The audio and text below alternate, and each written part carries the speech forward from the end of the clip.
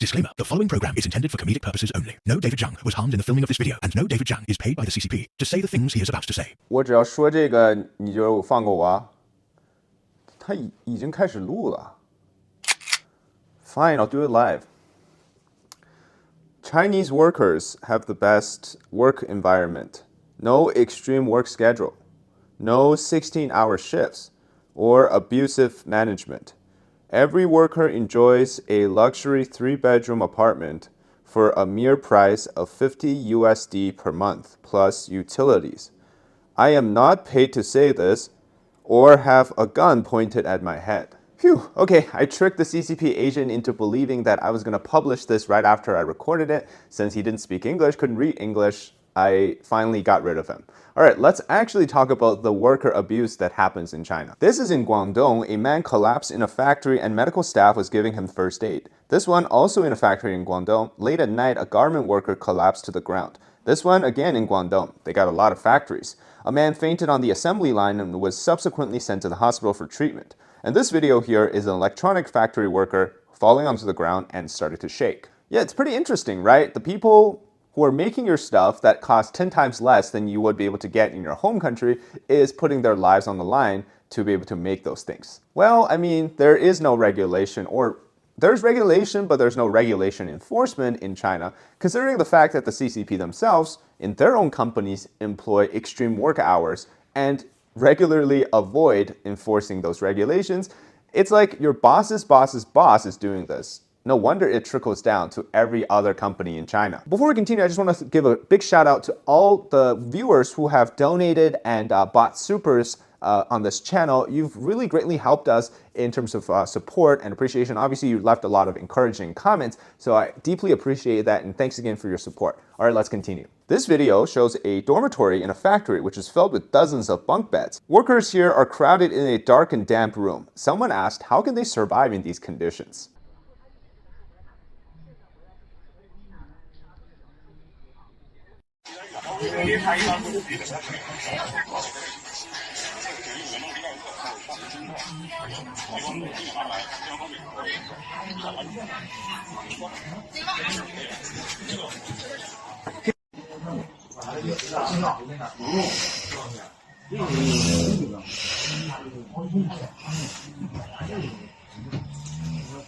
Hey, don't start typing yet, 50-cent army trollbots. We're going to get to the higher wage earners in a second, so just stick around. In the comments, people are sarcastically saying that they should follow the Geneva Convention, which do not allow more than 8 people or 8 prisoners in a cell. And yet here, people have commented it's more like the Nazi concentration camp. Of course, nothing will change because you've got videos like this, workers kowtowing to their bosses on live cam.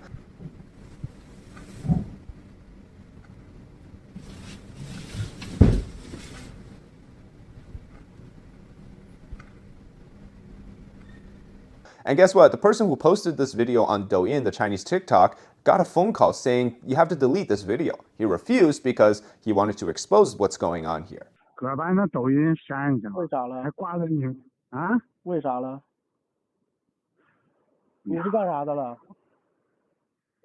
你这对我们造成负面影响。那你们敢做不敢让发呀？ Oh, it looks like you don't like being exposed, because that might eventually lead to people being upset. But either way, it's a bigger work culture thing in China, right? You were very familiar with this. But like I mentioned, it's from the above. So when it trickles down, everybody feels like they have a divine decree to work people to the death. So essentially in China, when you're a worker, no matter whether you're making 10,000 a day or 1,000 a day or 100 a day, you are treated like you're a livestock, ox or a horse on a farm. Now, when you think about it, right, the analogy is you see these animals, the livestocks on a farm, you'd be like, they're pretty happy. They get to eat their grass. They get to graze the land. And, you know, as long as they don't leave the cage or the wire fences, they live a pretty happy lifestyle. Except, did you know that down the line, maybe a mile away, is an actual slaughterhouse where these animals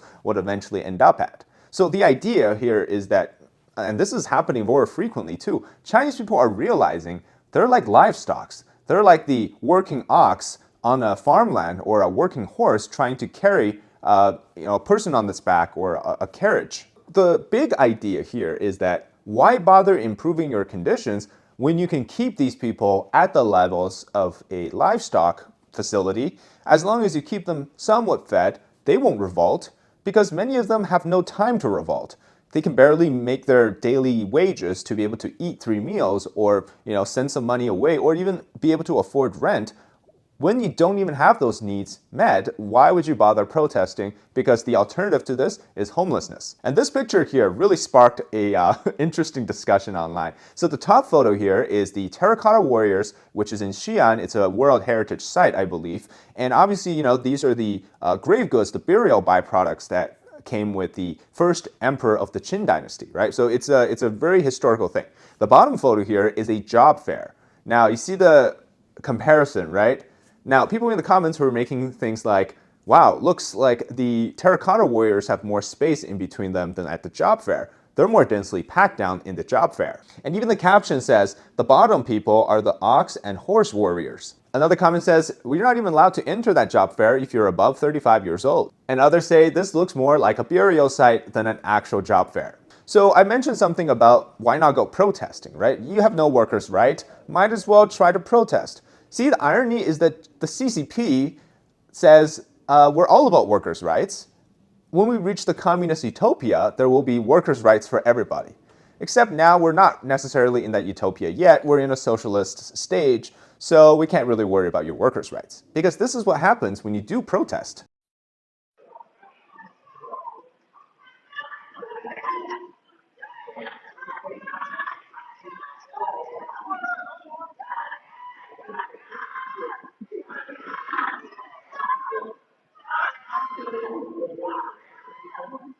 And in these videos, what's happening is, these are all recent. They're from the 2 sessions period, which is still ongoing, these meetings in Beijing. In order to avoid for these people who are petitioning for their miseries to go to Beijing, they sent personal guards to watch these people 24/7 to ensure that they do not escape their homes to go to Beijing, hop on a train or a plane. 干不到，你都干不到，玩的，玩什么呢？我在玩，你到我们小区里，在这个地方干嘛？我在小区玩不行吗？不行，又不是你的小区，你说这不是我们的小区，是你的小区吧？哎，你俩干啥呢？你俩干啥的？啊？你俩干啥的？你是上班的？啊？你说个话，说个话，说个话。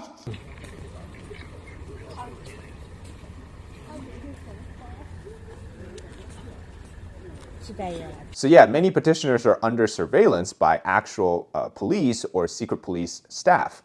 So they literally spend more time, resource, and manpower to watch the people who are trying to tell the government that they have problems than actually solving the problems for them. And this woman on a construction site says that next life, she'd rather be a dog than a human. 我说句难听话，下回在头上的狗都比头上的人强，他个家也比这好过。有累到想放弃的时候吗？想放弃不敢放弃，你一放弃这家不完了，上有老下有小的，都得长点嘴，有点吃喝的。She works more than 10 hours a day and makes a little over 100 yuan a day. That's about, $20, less than $20. Like I mentioned, ultimately these people have no choice but to continue simply because the alternative is starvation. And that's what I said, right? They know how to keep the livestock fed just enough. Aside from the fact that there's literally poisonous food and unsafe tofu track construction out there that could potentially cause accidents along the way. But, these are replenishable, right? You wouldn't, as a slaughterhouse, you wouldn't be so considerate as the individual livestock comes in or the individual supply comes in. You're more worried about the long-term supplies, right? And that's what precisely the CCP is worried about, the decline in overall population, the slowly aging population. Sounds really bad, but that's literally how things are. So let's address the elephant in a room. David, you're always talking about the lower end, the low wage earners, right? What about the middle income class or the higher wage earners? Well, I've got just the right stuff for you now. So recently a movement from the community on Twitter or X started. It's called horseandox.icu. The purpose of this is that Chinese workers can submit which company they work for and exactly how many hours they work and have it all listed in an entry which is available publicly online that you can go and see for yourself. So far, at the time of this recording, there's over about 2,000 plus entries from different companies across China, and more will come, and they'll actually be doing maps and data sets for them. There are some submissions I thought would be interesting to read out to you. This one reads, interfering in private life, the company provides accommodation and monitors employees in many ways. An undercover agent is arranged in each room, basically a worker. And when you go back to the dormitory after work, you feel like you're always being watched. Every move of your private life is monitored by the management so that employees are controlled by the company in all aspects. You're asked clearly where you go and what you're going to do after work. Employees can't get out of this circle, and it's difficult to connect with people outside the circle. Life is just work. And this is at a piano school in Shenzhen, Guangdong province. Another one reads, this one is at a Lenovo factory.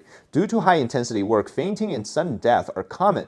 If the most unlucky business outsourcing employees die in the dormitory, so there seems to be a translation error here, there will be no corresponding compensation measures. I think the translation is trying to say that if the contract workers passes in the dorm, then there won't be any compensation. The employees who died in the Lenovo dormitory on New Year's Eve only received 30,000 yuan of compensation, which is about $3,000, and each roommate was given a shut-up fee, silence them. If the employee had an accident in the factory, then the compensation will be higher.